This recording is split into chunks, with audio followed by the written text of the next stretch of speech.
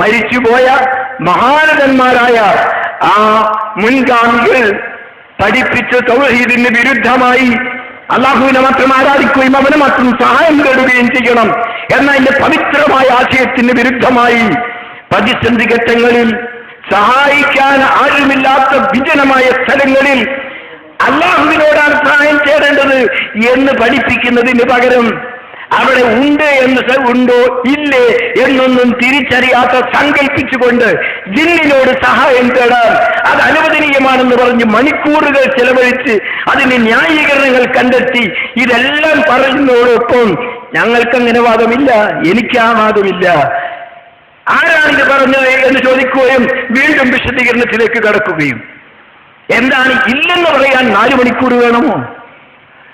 എനിക്ക് ആ വിശ്വാസമില്ല. ജമിയത്തിന്റെയും നദുവത്തുൽ മുജാഹിദിന്റെയും ആശയം തന്നെയാണ് എനിക്കുള്ളത് എന്ന് പറഞ്ഞ് അവസാനിപ്പിച്ചുകൂടെ? അല്പകാലം ഒന്ന് വിശ്രമിച്ചുകൂടെ?